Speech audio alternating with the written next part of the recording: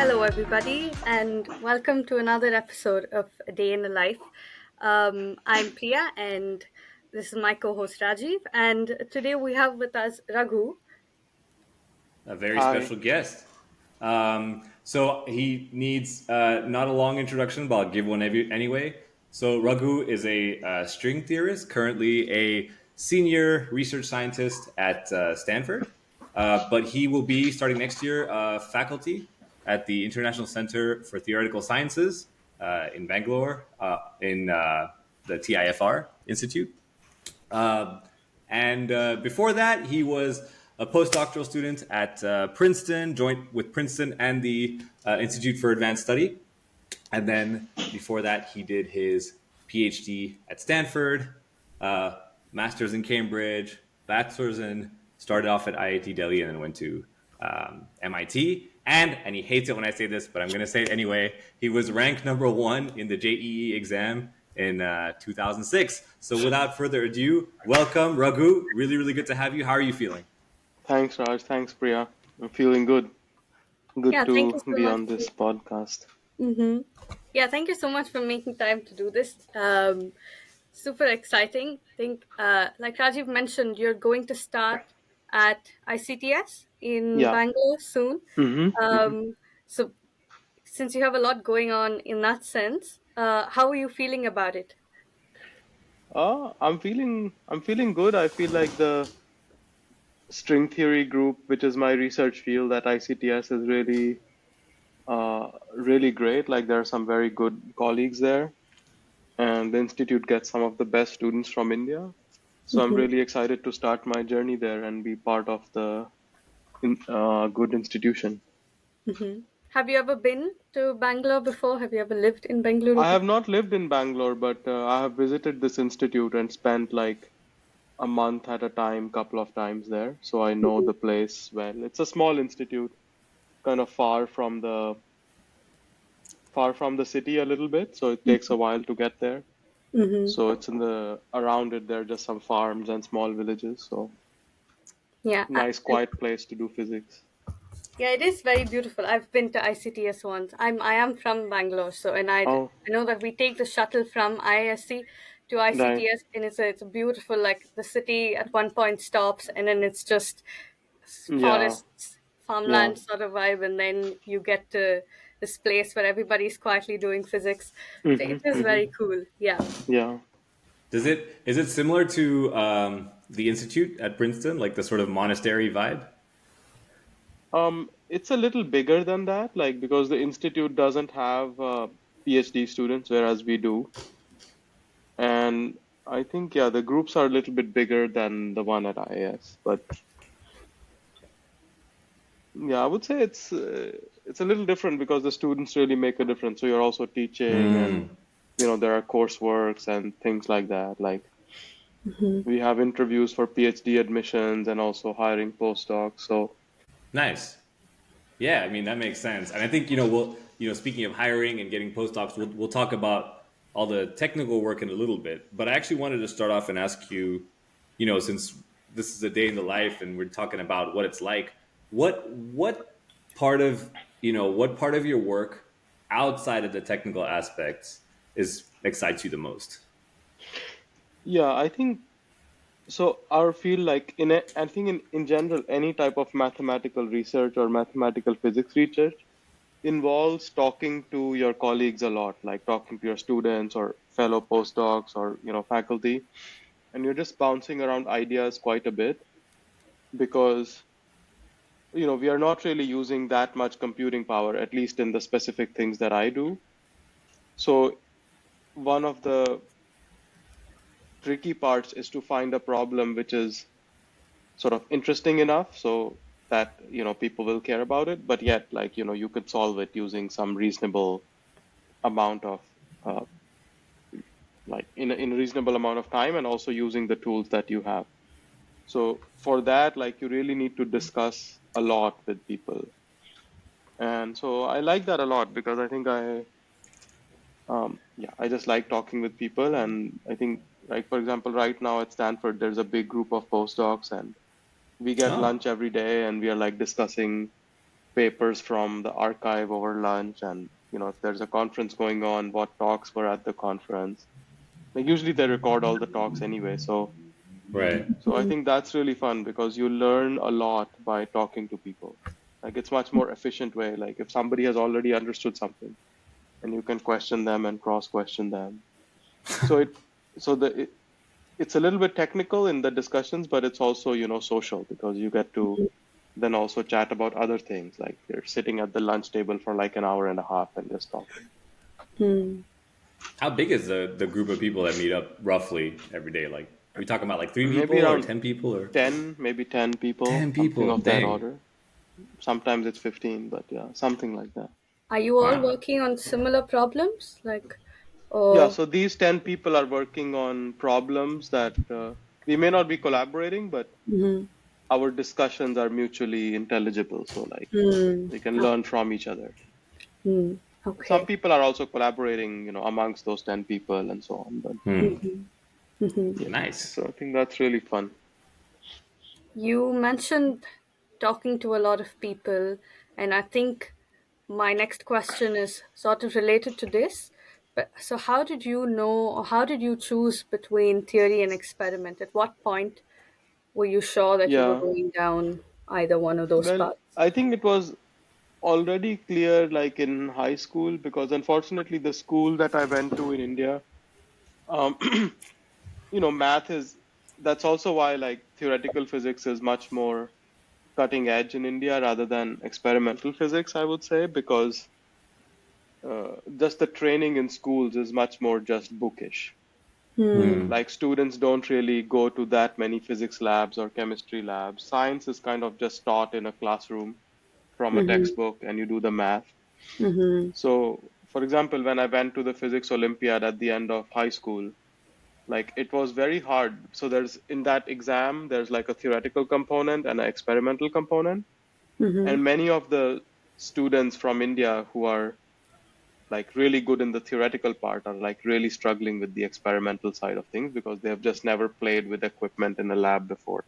Hmm. So I just think because of my training, like experiment was never really like an option. Hmm. And maybe I should have explored it more when I was an undergrad at MIT, but it kind of didn't really get Okay. a head start on that. But we talked about this a little bit, a few years ago, where you were saying like you did do a little bit of you have to do labs as part of your courses, right? Yeah. And you were saying like you think that every theorist should at least spend a little bit of time in the lab. Do you still feel that way, or like at Yeah, some I point in think their as an career? undergrad, you should have a lab component, and it's a good to for the labs to be part of the undergraduate curriculum. Like we did have that at MIT, but somehow, even having a lab course is not the same as getting some experience working in a lab. Because I Hmm. think, as you probably know, Yeah. Rajiv, you worked in the lab. It's very different. Like being involved in the day-to-day level of like setting up the equipment, setting up that optical bench, aligning that laser, all that stuff is very different than doing a designed experiment in like 2 hours in a class. So in some sense, there are some schools that do have this, like Princeton University, for example, the students who do physics PhDs there, they have to do an experimental project as a part of their PhD. Oh. So they have to spend like a few months working in some lab and writing a report and so on. But I think at that point, it's one of these things where, you know what you like and you kind of want to go with your flow. Hmm. Interesting. You did mention Princeton PhD students having to do an experimental component, but apart Yeah. from that, what do you think can bridge that gap? Because, like you said, Hmm. courses, even if you have lab courses, like even I've had lab courses in school, Yeah. they're very cookie cutter, and you start with an aim and then you try to do some things and then you have Yeah. observations, and that's that. Yeah. It's not, it's in no way representative of what actual lab work Hmm. can entail. Hmm. So, how would you I, bridge? I think it's hard for a professional physicist to do both. It's just not Hmm. possible these days. Hmm. But I do think there are people who sort of sit at a borderline, like their research is kind of mathematical or data analysis, but they are looking at, the experimental data. So maybe they're not like talking directly to the experiment. So like a good example of this is the LIGO experiment, where they observe some data from gravitational waves, and they make the data public after some time, and then anyone can analyze it. So I think astrophysics is one of the fields where this is very common, where serious researchers stare at the data quite a bit and they think about the numbers, what's coming out, and so on, because it is an experimentally driven field. In particle physics, that was true a lot more, in the 70s, when particle physicists were trying to explain data coming out of colliders and so on. Well, it's still true. Like there are many people like that at CERN, but there hasn't been like quite a revolution in particle physics in a while. So there are, and I'm sure like in quantum information theory, like there are people who sort of actually think about quantum devices and how to build them and think more theoretically about them. Absolutely. Yeah, Yeah. actually, our last episode we had Juhi Singh, and she works in quantum optimal control. So she was also saying she is a theorist, and she sits with the experimentalists to try and understand like how Yeah. their devices can produce the Yeah, optimal so I think control it really stuff that's depends needed. on kind of the job you're in. Like some kind of physics requires you to be closer to experiment, whereas in what I do, it's not really necessary. At least at this stage, it's not necessary. But there are people, like I said, who work in cosmology, who work in astrophysics, who are more closer to me, who are definitely like their day job is like looking at data and finding ways of analyzing it. And recently people have actually done some good research in those areas. Like there are some results that are very nice. Nice. Well, jumping a little bit, so you've worked, well, you mentioned a few people, you worked with many different people. Who would you say is the most interesting person you've collaborated with? Interesting in what way? In whatever way you want. Well, I think so. I have had the good fortune of like writing papers with these two very famous physicists, like Juan Maldacena and Ashok Sen. And I would say that both of them share this quality that they just calculate a lot of things. Like even though they are more senior physicists, they don't just give the calculations to their student or their postdoc. They are actually working things out for themselves, and that's what keeps them sharp and keeps them uh, not just smart, but also just to really know something deeply, you have to work it out for yourself. So I think both of them sort of have that quality where they're like non-stop, like computing things and not just dealing with ideas, just like say something that, and like don't try to work out the details. Um, so I think I have learned a lot from that attitude. Plus, like there is this other thing of just commitment and sheer hard work, like and discipline in some sense. They have sort of very set daily schedules. Like Juan will come into the office at like 8 o'clock in the morning. He'll stay there 6 p.m. But you know that those 10 hours that he's spending in the office, like every moment of it, he's like productive. He's like, so I think it's just that seeing these, basically these two would be like, I would say one of the top three thing theorists. These are like the two of them. And so that has taught me a lot in terms of, just attitude towards a research career. But Like how you do should, you do that now? Do you come in like, 8, leave it, or do you have like a no, set routine or? no. What does your But routine look like? I guess it's a little bit, it's fairly, it's not like every day I go at 8, but I go reach office somewhere between 8 and 9. I'm reading papers, I'm doing calculations, I'm talking to PhD students, other postdocs. We do this lunch thing. Then from Mondays and Fridays, there's a seminar. Uh, the postdocs organize the seminars. We think about who to invite, who would be an interesting person to invite to Stanford. Then we go out to dinners with them. Yeah, that's basically the routine. And yeah. But man, I gotta, because you spoke about like, I go in and I read papers.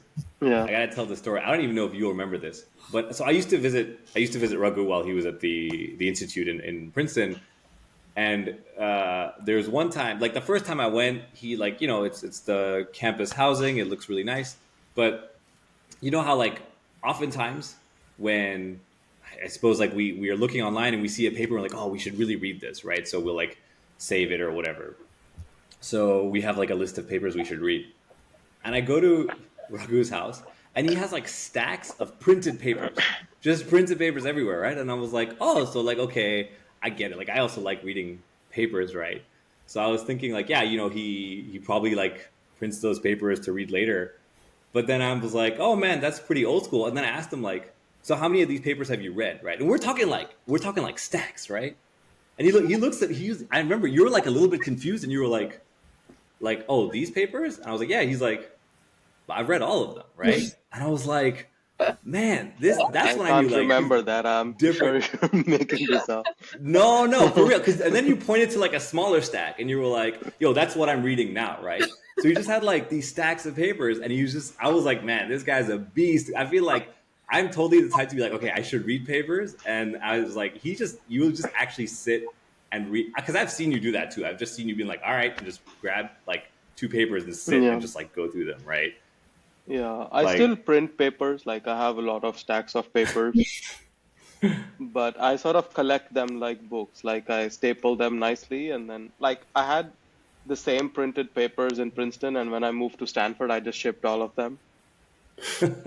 So it's like but I'm not like, treating, but like yeah, I'm just treating them like books and keep them.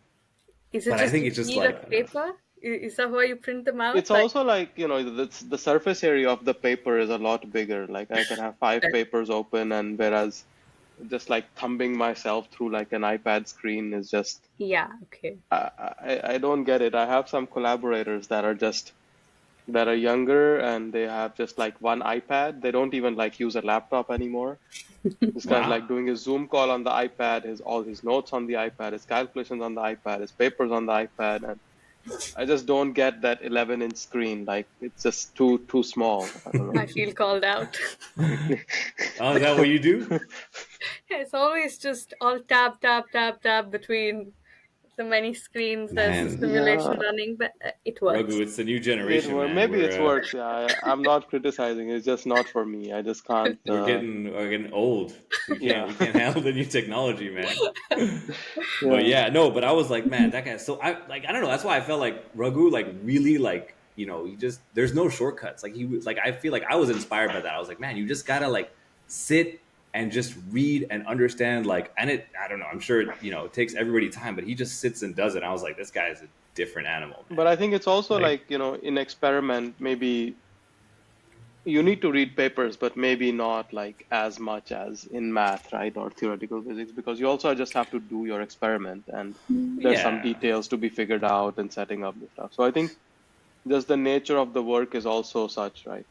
Because in experiment, you might not care about, let's say, an experimental paper that was done 25 years ago, because now the technology is just so outdated that, you yeah. just don't care about it. And so, but if somebody proved a math theorem 25 years ago, it's still a theorem. So you have to read papers from like 70s, 60s, or sometimes even 1890s or something, like, Hmm. because like the math that is proven. Like you only improve upon it. Like it's not like the technology gets outdated. It's just, Yeah.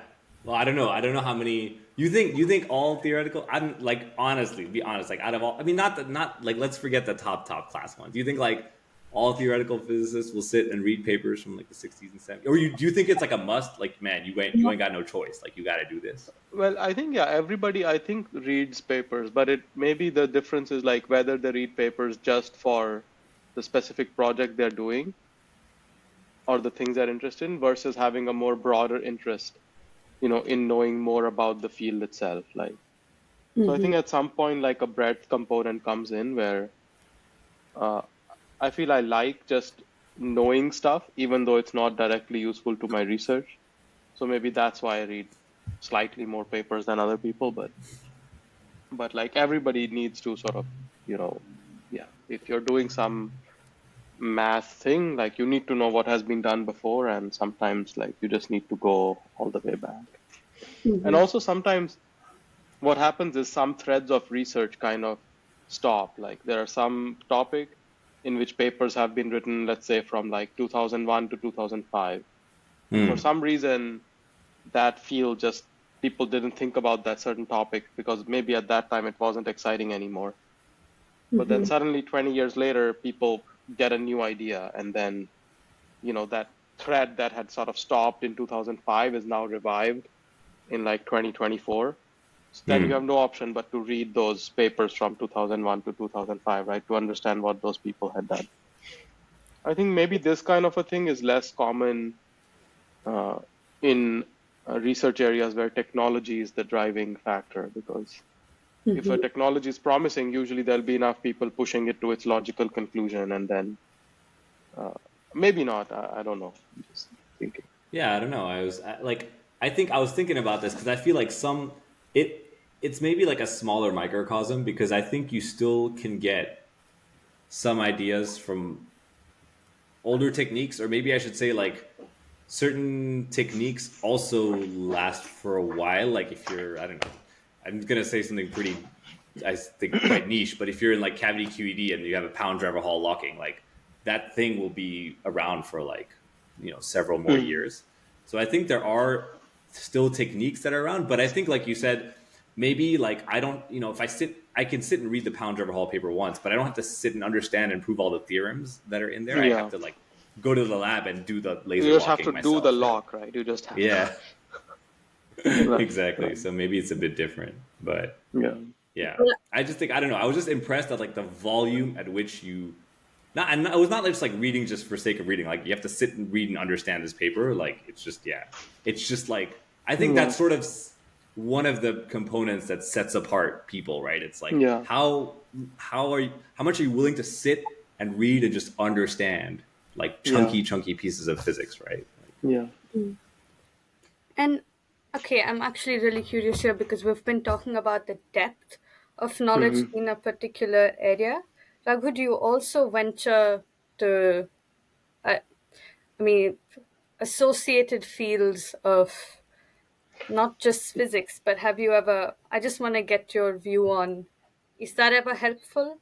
It's a pretty general question, but You mean, can you give me an example, like what kind of other field you are thinking about? like, do you think that you can draw insights from other fields? Could be in physics, but then not specifically string theory. It could also be outside of physics. Could I'm Yeah, just yeah. And yeah. have you? I think 18th century Brazilian history. I don't Sure, exactly. Yeah. no. Well, I think there are certain fields definitely outside of string theory that within physics, though, I would say that help Mhm, string theory. For example, mhm, a big idea recent times has been the use of tools from quantum information theory in quantum mhm, gravity.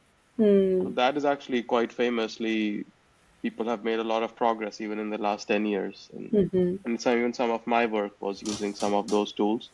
mhm, Uh, Sometimes ideas from solid state physics are useful in string theory. So mhm, having that breadth is certainly useful. mm, Yeah, to be conversant in, but there is a limit to this. Like, for example, I don't think biology helps us much, mm. How- or like Brazilian history helps us much. So Hey, you there is never a know, limit to man. it.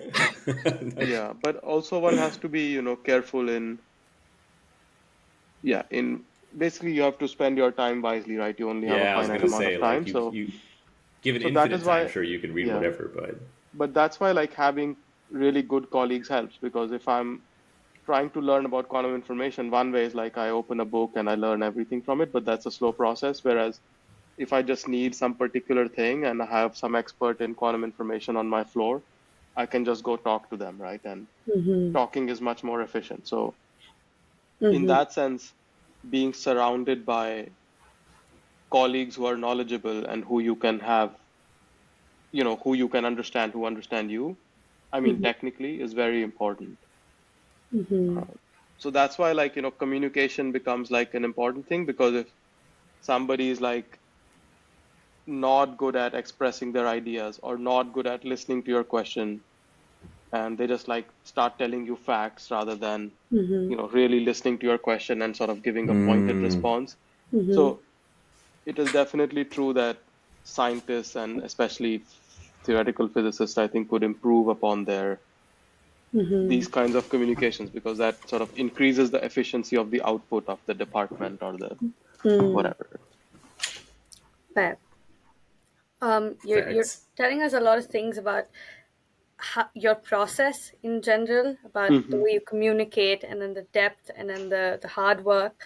How would you describe the transition between um, when you were learning science in high school to then your undergraduate? And Rajiv did Hmm. plug that you were rank one when you took the Hmm. JEE, which is a pretty big deal in India.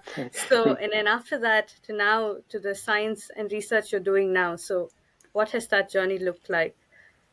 uh, well, I think if it was I was doing something like experimental physics or something that, let's say it was like even machine learning research or something, it would be a bit different. But sort of mathematical physics kind of flows nicely from JE into undergrad and masters, because we are learning electrostatics and Maxwell's equations and so on in the JE as well. So in some sense, for me, the continuity, I've been lucky that in this field, because it's taught to young students like math and calculus and trigonometry and coordinate geometry, probability, like all these tools you are learning in high school, and you just keep using them.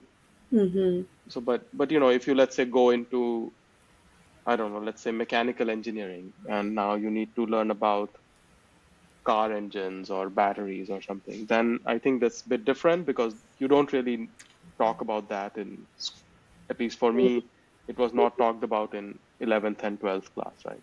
Or if you're doing laser experiments, like people haven't really seen lasers in their high school, I think, not at least where I was doing high school. So, so I think people who are in different, like let's say people, who even, let's say, go into finance, for example, after undergrad, for them, like the transition, you do have to spend a few months trying to train yourself in that new set of tools, some new ways of thinking.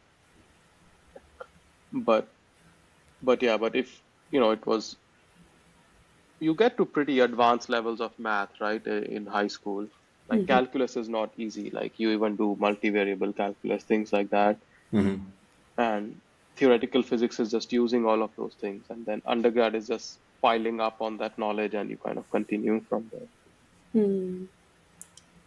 But then what about when you get into like a research, going from undergrad to like your PhD research? Is it also a little bit of a continuation? Yeah, it is, because like, in our research, what are we trying to do? Like many times a whole paper could just be about calculating this really intricate integral.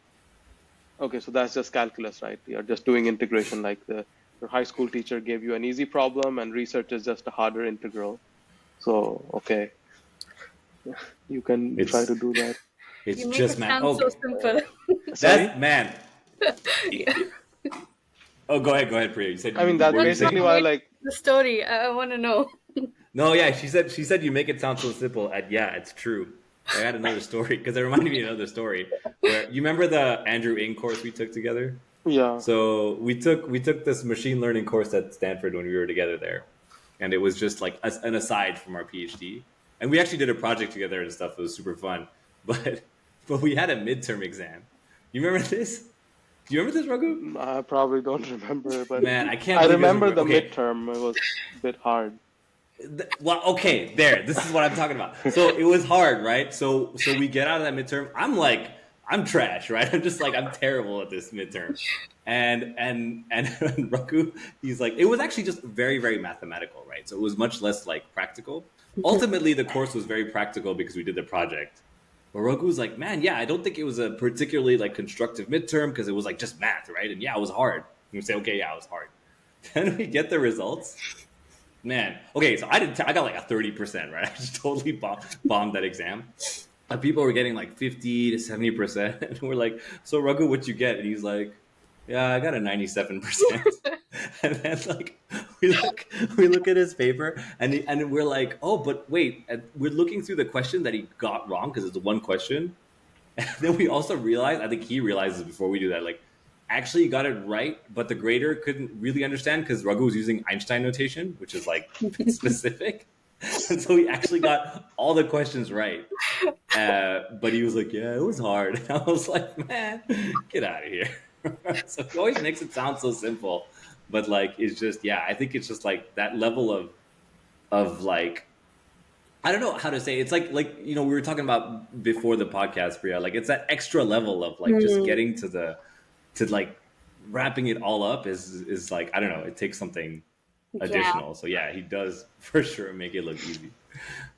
Yeah, that's Like, what I wonder. Like Rajiv said, we were talking about it, and I said, I know a lot of people, like even personally, I've had a lot of courses where I get a 9 or a 9.5, almost a 10. But it's always that the last bit that's, I don't know, I don't know, Raghu, I don't know how you look at it. When you do like an out of out on all of these different exams, like what is it? Is it the same thing for you? Are you pushing a little harder? Are you, like, what is it? Yeah. Well, I think sort of in what we do, like in academics, I think exams are just like preparing specifically for an exam is maybe not the right approach. Like, I think the Hmm. reason that, for example, I did really well in JE was because, well, two things. One is I started really liking the subject. So I was like, okay, there is this exam, but maybe I don't really care about it. I just care about learning the subject well. And it was helped by the fact that I have a really good teacher who's making it fun to learn. And I'm just learning it. And I don't really care that this thing is in the syllabus for the exam or not. Okay. I can learn it, so I just mm, learn it. Okay. The second thing is that we had this group of other three kids like with me who were we were discussing all the time. Like again, that social aspect kind of comes in. Hmm. We were talking, oh, I got stuck on this problem. How did you figure this out? Oh, maybe you didn't notice this, but this problem was really cool and this had a really cool solution. So I think like exams are kind of a bit um I would say artificial in some sense because what you really care about is like learning and knowing things. And if you have that, then the exam will sort of automatically you'll do well on it, right? In some sense. Hmm. So I kind of have that approach towards it, and then it just kind of works out. Okay, man, so Yeah. I had exactly the opposite approach, and I can agree, I never got 100%. So like, I think this is evidence in both ways that like really, I think yeah, if you really enjoy the subject, it takes and Yeah, but that's why I feel study like, to learn, it takes exams it a are a different little bit level. artificial because let's say there is somebody who in high school doesn't really like calculus at all, right? So Right. why would you put them through that exam? Like, there's no need, right? That person should be doing something else, like what they really enjoy. And especially in India, there is this culture of just exam, exam, exam, which is sort of harmful to many students. Like, I got lucky that I liked the subject, I had good teachers, and but not everyone will like calculus, or not everyone will like Maxwell's equations or whatever it is. So I feel in that sense, exams create a lot of stress. yeah, yeah, I hated calculus. I don't know why. Yeah. Do it. I was Yeah, kind of Yeah, so agnostic to it. I was like like, it's okay. everyone has their own likes and dislikes, Yeah. and yeah. they're I liked that's video completely games. fine. I don't know if that counts, but Hmm. No, but you're right. I do. What you're saying is, it really depends on the kind of teachers you have and also your peer group. Like, Yeah, I started to enjoy calculus only after I finished high school, and when I had a peer group who was yeah, talking about where this even comes from and then where it applies in physics, and that's the yeah, first time I even paid attention. And also, it was a yeah, teacher. So I think, yeah, if you get lucky with, I don't know yeah. if it's luck. Do you think it's luck? Yeah. It Would, is some amount of luck, right? Like if we didn't get those teachers that inspired us, for example, hmm, maybe we would not be here, right? hmm, fair. But it is also true that, you know, if people try hard enough, they eventually find their luck. So it goes both ways. Like, Hmm. yeah, I think Okay. people who are sort of a bit restless and a bit hungry sort of end up trying up a bunch of things and eventually they mm, get lucky. So it's not like you're just sitting there and luck will happen.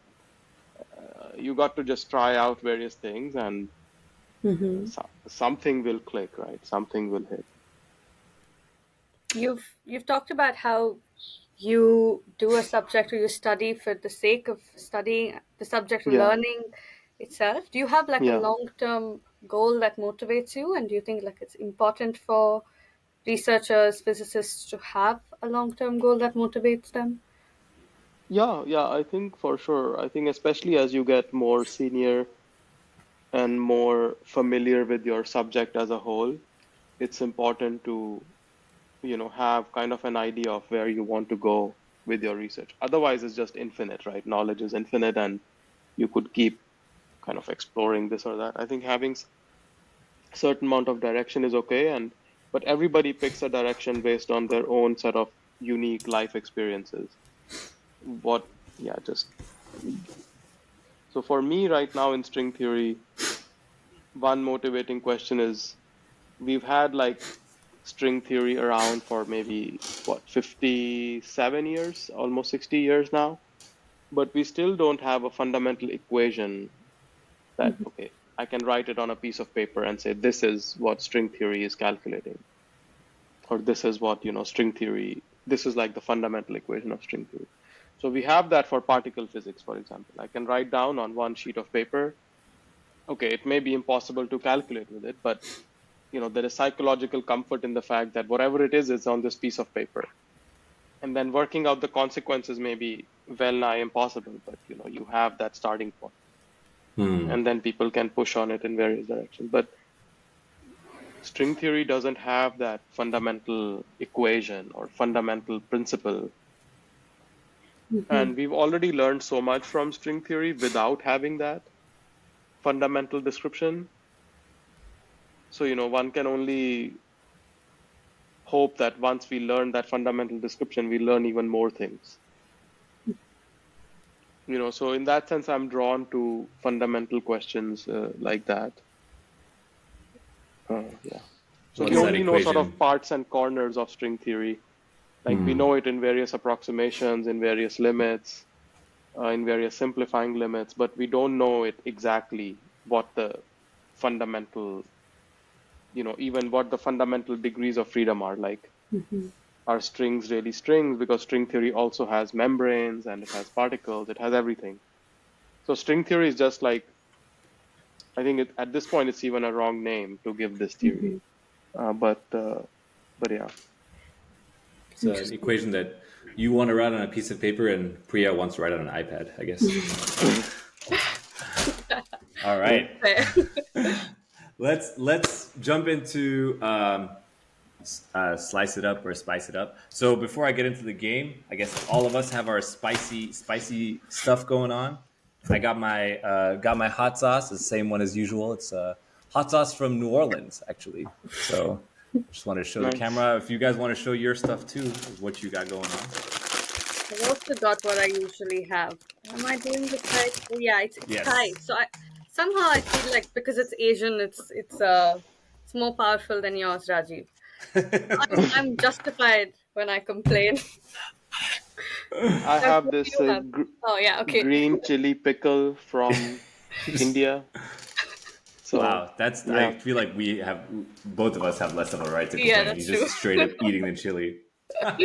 Uh, So this game, slice it up, spice it up, inspired by a game from the podcast Drink Champs. It's a hip hop podcast. So basically, I'm going to ask you to choose between two things, and the way you choose is obviously totally subjective. But even the criteria with which you choose them is also like subjective. Mhm. So it's not like it's okay, we have to go through a few of them, but it's not like a super rapid fire round. So if you want to think out loud or just give a quick explanation or whatever, feel free to do that. So you Mhm. could either say one or the other, or you could say neither or both.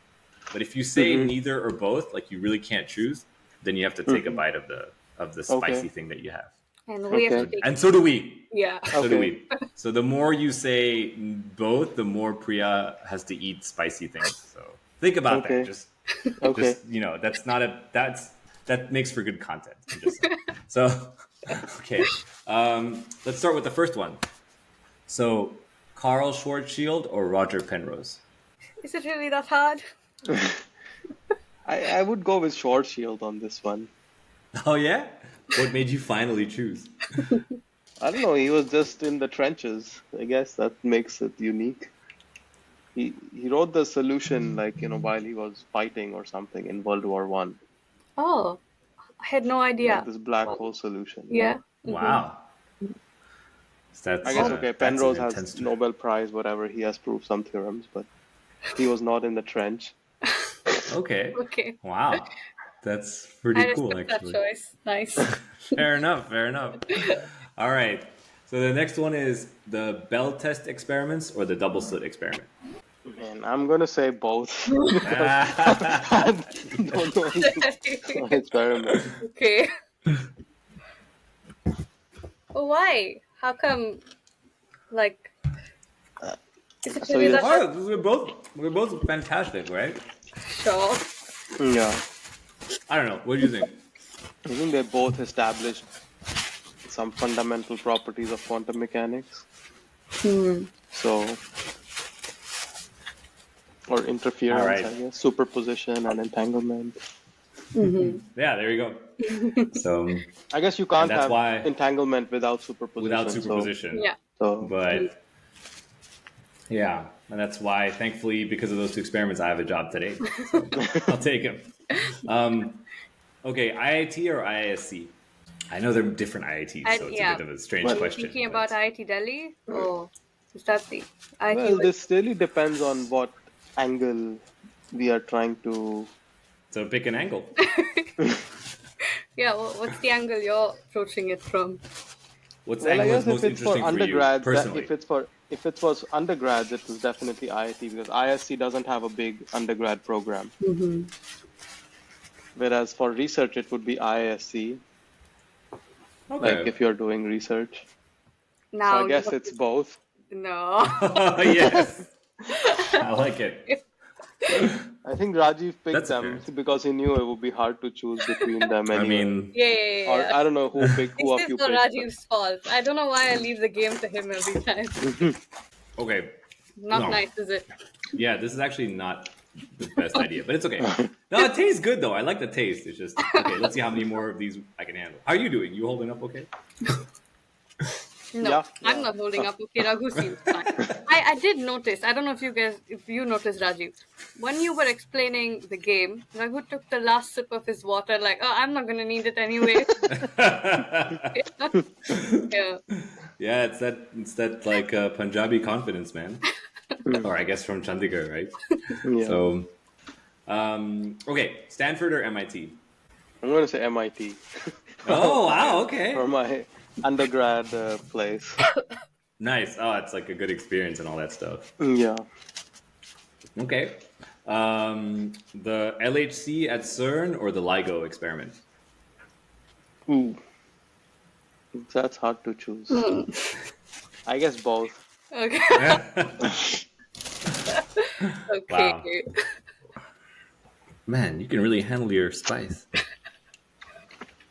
I feel like I'm getting better at coming up with these questions as well. Yeah. I would hope I'm getting better with the spice. It's just not happening. Yeah. All right. Okay, hold on one second. Okay, CV Raman or Satyendranath Bose? Okay, this one I can go with both because I use it every day. Raman I don't use. Okay. Raman effect, like okay, it's some experiment thing. I don't. Okay, Dominic. Bose, like the boson word is everywhere. We are like saying the word boson like I don't know 20 times a day. Yeah, that I feel like it applies to a larger field, I suppose, right? I don't know, like a larger Yeah. set of physics fields. Mm-hmm. Okay, Stephen Hawking or Juan Maldacena? Oh, that's tricky. It's an obvious answer for. Well, maybe Yeah, you for can make it someone subjective who's and you can make it personal as well. You don't have to. It doesn't have to be like. You don't have to be super strict, but yeah, up to you. No, yeah, I would say both. Okay. That rated with one of them. What if Malistina watches this? Like, he's But gonna it's be both. upset. I don't think we've ever had so many boats before. We have not. No. I think you have one more question, right, Priya? Do I have another question?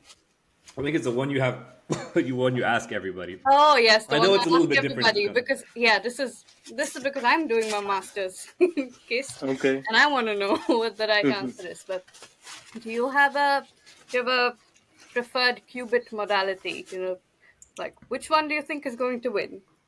So it's I not can, one of two choices, yeah, one of like n choices. and yeah, and I can like give you the options if you want. Like we're talking about superconducting qubits, Hmm. or trapped ions, or neutral atoms, or Hmm.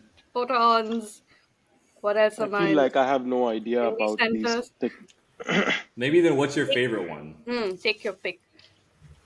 Even though you're a theorist. Yeah, I feel like I could pick something at random, but it would just be like tossing a coin. So maybe I shouldn't say that because I really don't know anything much about these Hmm. systems, and I haven't recently been going to talks about experimental quantum computing and so on. So But from a I theoretical could pick. point, there's Sorry, nothing.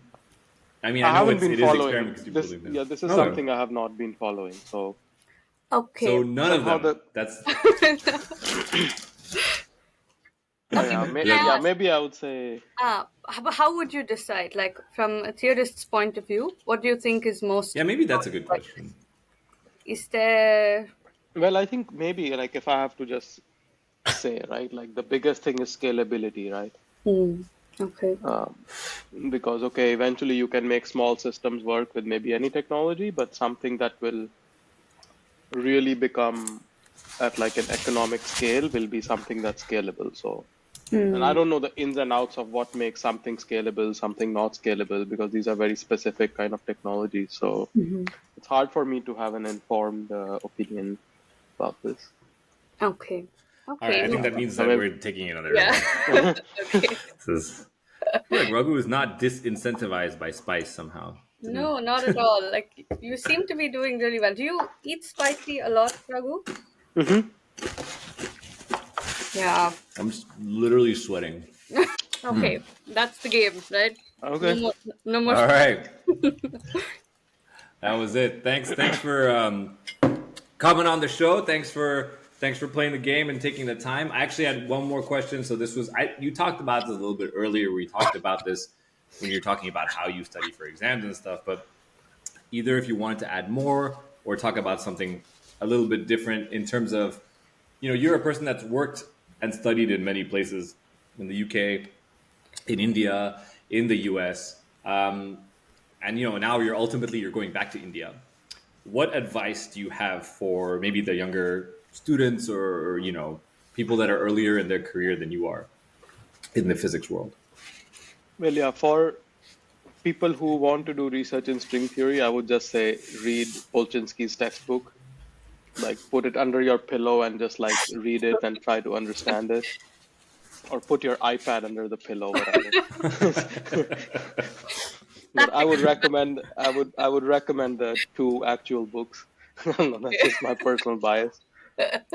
Um, yeah, just learn more, do calculations, um, come up. Don't just like I said, Juan and Ashok are both like really good at calculating things. So one should just not take things for granted and try to work out some derivations, details. Try to solve things for yourself. Yeah, and more generally, this is like some maybe overstated advice, but it's good to um, have an ambition, keep dreaming, stay hungry, stay foolish, that kind of thing. That's also important. I feel it's become a bit cliched these days, but I think it's still important. Yeah, for sure, especially in the world we are in today with like all the specific Yeah, expectations that are maybe not related to what yeah, you want to do always, right? yeah, in a good way. And I mean this stay hungry, stay foolish kind of thing doesn't have to manifest itself in you being completely restless all the time, but just having that inner drive to continue pushing, pushing your own knowledge, own understanding. Just keep furthering your own mind in some sense. Like it's like a struggle against your own self. That's very well put. Yeah, I like that you qualified the struggling thing, because a lot of people do see it as is something that's not that nice. But yeah, it could just be Yeah, curiosity and awe and wonder. yeah. There's this right. The ambition is kind of more like, okay, I don't understand this equation. I really want to understand this. I have spent a lot of time on it. I still haven't gotten it, but I will give it that one more shot, that one more time. That's what I mean. I don't mean go out and sell some crazy startup idea to a venture capitalist. But You don't? Oh man. Yeah, I okay, think that's the thing. Do like one more time. Like, okay, fine. Like I could, yeah, I can get it. It'll take time and struggle, but yeah, just keep being like, you know what? Just go for it anyway, right? yeah. Thank you so much. This ended on a really nice, motivating note. But thanks again, Raghu, for doing this. And thank you so much, everybody who's watching, going to be watching. The music that you're hearing in the outro is by Himanshu Katara. And yep, so see you on the next one. Thanks so much. Bye, guys. Thank you. Thank you so much for having me. Bye. Bye, bye. See you.